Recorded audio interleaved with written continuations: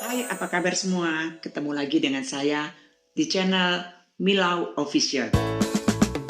Saat saya posting video dengan judul "Benarkah sekali selingkuh akan selingkuh lagi?", banyak yang tanya ke saya, emang ada alasannya?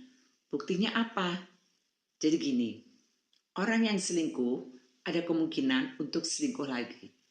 Dan itu ada alasan ilmiahnya dan beberapa faktor atau sebab-sebab lain yang bikin orang itu jadi sulit sekali berhenti untuk selingkuh. Tapi ada juga yang cuma sekali selingkuh dan dia kapok nggak mau selingkuh lagi. Itu juga karena sebab-sebab tertentu. Jadi kalau mau tahu orang itu bisa selingkuh lagi atau enggak, kita harus tahu sebab-sebabnya dulu. Kenapa dia sampai selingkuh.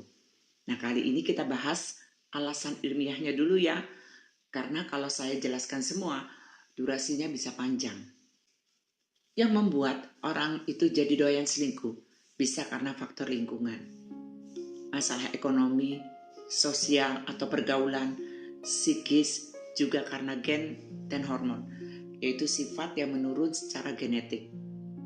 Namanya gen DHD4 atau gen pencari sensasi. Sebenarnya dari kandungan tiap orang itu sudah ada gen DHD4, tapi varian tertentu dan ukuran yang lebih besar dari gen itu yang menentukan bakat selingkuh. Secara alami, manusia itu kan suka dengan sesuatu yang bisa merasa senang. Tapi orang dengan alel DHD4 lebih panjang perlu stimulasi lebih banyak untuk melepas dopaminnya supaya bisa bahagia. Dengan mencari tantangan atau mencari-cari kesenangan untuk meningkatkan asupan dopamin. Seperti menjalin hubungan yang gak resmi dan one night date. Kalaupun berkomitmen, tetap punya keinginan untuk selingkuh. Biasanya, yang punya gen ini tuh sering merasa cepat bosan dengan banyak hal.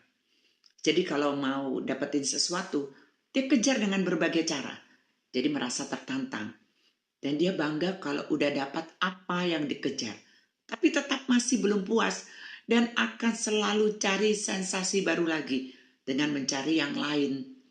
Dan jadinya ketagihan selingkuh.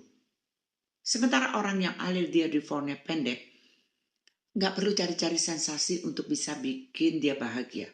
Gak mau capek-capek gonta-ganti pasangan. Cukup dengan satu pasangan aja, udah buat dia bahagia. Jadi kesimpulannya, gak semua yang punya gen DHD4 itu pasti selingkuh. Selain varian gen DHD4 pencetus selingkuh, pria dengan hormon kortisol dan testosteron tinggi itu juga rentan selingkuh. Karena lebih tertarik melakukan hubungan intim di luar pernikahan. Jadi lebih suka selingkuh dan selalu punya hasrat untuk selingkuh. Sementara untuk wanita yang membawa mutasi gen reseptor vasopressin ke otaknya itu juga cenderung selingkuh. Tapi pria nggak ada mutasi gen ini. Hormon estrogen yang tinggi itu juga membuat wanita punya hasrat selingkuh. Karena hormon estrogen itu membuat wanita lebih agresif, merasa dirinya cantik, bergairah, dan selalu mau punya pasangan lebih dari satu. Jadi saat hormon estrogennya itu sedang tinggi, dia akan mencari pria yang menantang untuk bisa diajak selingkuh. Tapi faktor genetik itu jangan dijadikan alasan untuk kecanduan selingkuh. Karena ada banyak kasus yang orang tuanya itu saling setia dan gak pernah selingkuh, malah anak cucunya jadi tukang selingkuh. Biasanya kalau ini karena hormon. Jadi semua itu kembali ke pribadi kita masing-masing. Jangan menjudge kalau keturunan orang tua lah penyebab orang kecanduan selingkuh. Kita yang harus bisa mengontrol diri sendiri.